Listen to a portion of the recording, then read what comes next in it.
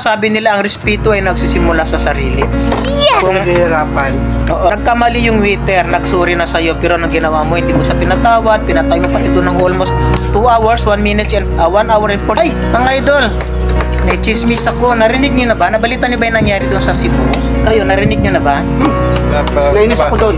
Nabasa niyo na ba? Ano reaction niyo doon sa ginawa ni Mr. Jude?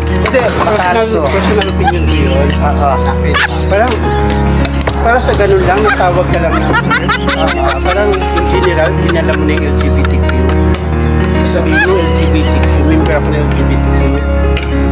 Sana kung feeling niya na nilabag yung kanyang dapat tinignan niya rin tao. Siyempre, naiilang din sa tawagin siya, baka mamaya pag tinawag siya ng ma'am. Diba? Tapos Baka lalaki magalit din.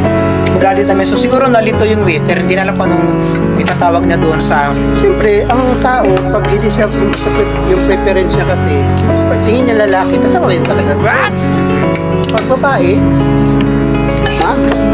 So tama ba yung ginawa niya? Palagay niyo, tama ba yung ginawa niya? Parang sa akin mali. Parang may mali. Parang merong pero may mali pa rin yung yung pinagtatabuhan ng waiter. Kasi wala yung manager, wala yung Wala yung manager doon. Dapat pinagtanggol man lang nila yung mga tao. 2 oras pinapatayo. Buti Ikaw? na lang merong concern na netizen na lumapit. Ikaw, Bet, papayag ka ba na ganun ka ng isang customer na patatayuin ka sa harap ng almost 2 hours dahil lang sa ganun? No. Siyempre, hindi ka papayag kasi karapatan mo may karapatan tayo lahat ng tao, di ba? Parang natakot lang din siya, sir, mawalan ng trabaho yung waiter. Ay, hindi naman. Kasi dahil lang sa pagtawag ng sir doon sa isang customer, mawawalan siya ng trabaho. Palagay ko, hindi. Tapos pinagyayabang pa ng customer na yun, na Jude, na siya daw ay kaibigan na may-ari ng restaurant. Mayaman daw siya. So, si Jude pala, isang content creator din. So, malamang gimmick niya lang ito para sumikat siya at pag-usapan. Sa isang content creator. So, kung ako doon sa waiter, kahit nagkamali ako, nagsuri na ako, hindi pa rin ako pinatawad, pero hindi ako papayag. Dapat tatayuin ako sa harap ng customer na yon, ng Jude na yon, ng almost 2 hours. Ang daming tao, Pero di ba? yung waiter siguro talaga mabait. Or hindi niya pa talaga alam yung karapatan niya. First time. Pero yung mali pa din ang ginawa ng tao yun. Kasi una-una, nagkaroon ng emotional damage yung waiter, nakakahiya. Andun sa mall. Sa trauma. Diba? Nasa mall ka, ganun ka. Ang daming tao na nakatingin sa'yo. Nag-iiyak, umiiyak na daw pati mga kasama niyang mga staff ay iiyak na daw. Pero itong Jude, pakalso na to talagang walang konsensya. Diba? Ang daming nababati ko sa kanya ngayon. Kasi kahit sinasabi niya, maganda-ganda ko, ba't matawagin sir? Pero lalaki ka pa din, Mr. Bacalso, di ba? Ikaw ang gumawa, ikaw may kagustuhan sa sarili mong gawing ganyan. So, ang tao, pinanganak ng lalaki pa din. So, yung mga piling hirap, mali talaga yan. So, wag niyang gamitin yung LGBTQ kasi yung iba na hindi gumagawa ng ganyan, nadadamay. Diba? Huwag niyang LGBTQ siya, ilagay niya yung sarili niya sa dapat niya sa lagyan. Kaya nga diba nangyayari yung discrimination kasi yung iba na member ng LGBTQ inabuso nila yung rights na yun. Kaya nga, dama yung iba. so, marami akong nababasa mga post regarding sa kanya.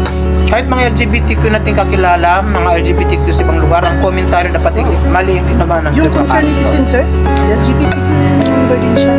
Mali talaga. Sobrang mali. Diba? So, kung ang respeto nga, sabi nila, ang respeto ay nagsisimula sa sarili. Kung naghihirapan. Oo, kung gusto mong nagkamali yung waiter, nagsuri na sa'yo, pero anong ginawa mo, hindi mo siya pinatawad, pinatay mo pa ito ng almost 2 hours, 1 minute, 1 hour and 49 minutes to be exact, sabi ng isang concerned citizen doon. Pinatay mo na ganun katagal doon, hindi mo inalisan. At saka nakita ko sa lamisa mo, wala ka namang order. Wala ka namang kinakain doon, Mr. Jude Bacalso, di ba? Wala ka namang kinakain. Tatandaan niyo lagi mga mahal naming mga customer, hindi po lahat ng oras ay tama po kayong mga customer, no?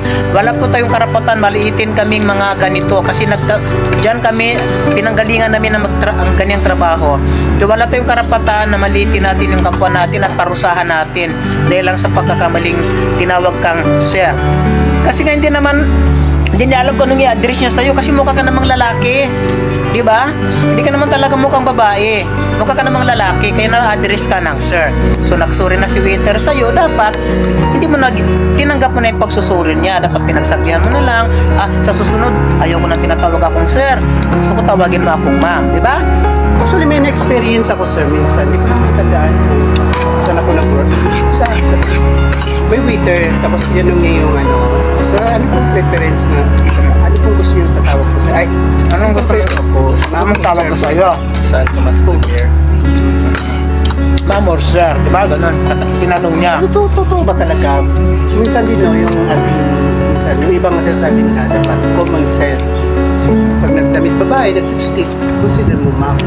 Pero minsan kasi, di ba, parang, ikaw kasi sa, di ba, parang Catholic born ka, pag sinabi mo kasi nila, nasasabi nila nila na isa lang, babae lalaki lang, so address mo ma'am sir lang talaga. Pati si Ogie Diaz, ha?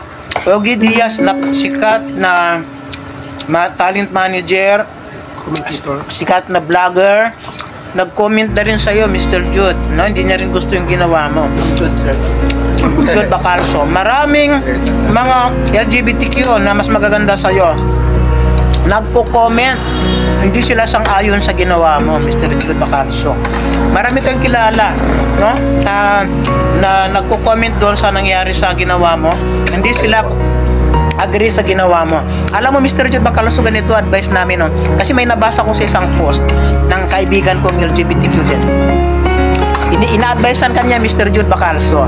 Sabi niya, kapag sa susunod, kapag pumunta ka sa mall or kapag naglakad ka, maglagay ka ng placard or signage sa noo mo, Call me ma'am.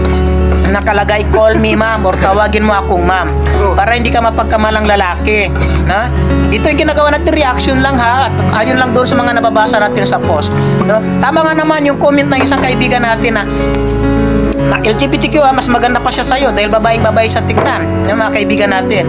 Ang sabi sa'yo, agree sila na tawaging sir kasi alam naman nila sa sarili nila na mga lalaki sila. Ang advice nila sa'yo, Mr. Jude Bacalso, maglagay ka ng signage or placard sa mukha mo, sa katawan mo, dikitan mo ng call me ma'am or tawagin niyo po akong ma'am. Ganun po ang gawin mo sa susunod. Pero ang nabasa ko kanina sa huling post na naman, nagsorry na si Bacalso. Nagsorry na siya. Pero kahit nagsorry ka na, damage has been done, Mr. Bacalso, no? Nangyari na, kahit magsorry ka pa doon sa tao, napahiya na yung tao, sobrang pagpapahiyang ginawa mo sa kanya. Hindi na yun, nakatatak na yun sa isip niya. Hindi kasi sikat dito sa ginawa mo, sa halip ibabas ka lang. O siguro dahil isa kang content creator, malay natin baka palabas mo yun, palusot mo yun para pag-usapan ka dahil baka laos ka ng content creator, wala ka ng followers, wala nang nanood ng video mo, kaya gumawa ka ng kwento, gumawa ka ng istorya para sumikat ka ulit at para panuorin ka ulit, di ba? So, lang yan, di ba?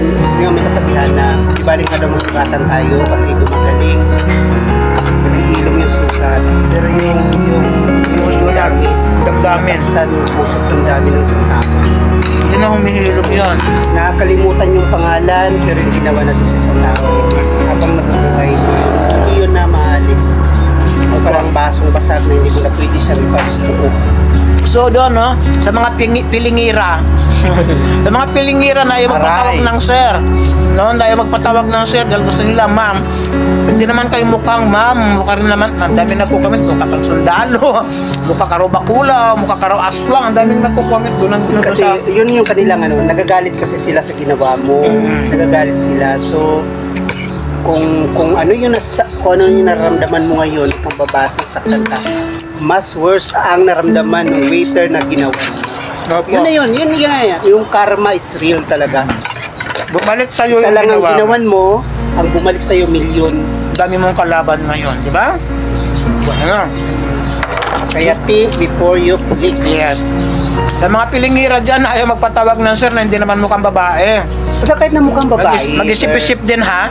kahit na mukhang babae, kung matawag man tayo na sir, Sabi niya ni Catrio na, di ba? at accept mo kasi hindi ka naman talaga born na babae. Apa. Sabi ni Kat, di ba yung ano yung Yes. tanggapin ba't natin nila? Yes. Oo. Tanggapin pero natuloy Tanggapin. ka. Pero sasabihin mo, next time ha, kuya, kasi kita mo naman, di ba, na ganito yung suot ko, ganito. Next time, Maganda pag nakita ako. mo ako ulit, Ganun lang kasimple. Pero wag naman sa way na ipapahiya mo yung tao. Na pwede na mo naman kausapin, na maayos, na ganito, ganun, ganyan.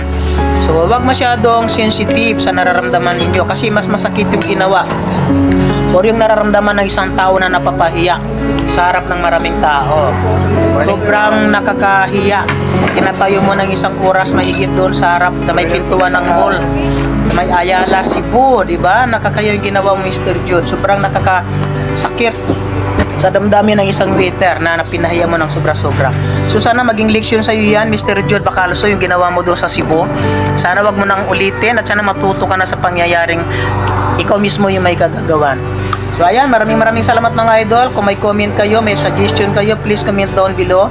Pag-usapan natin kung anong inyong mga reaction. Bye-bye!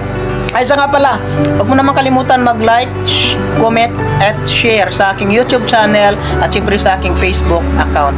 Maraming salamat and have a good day. Good morning.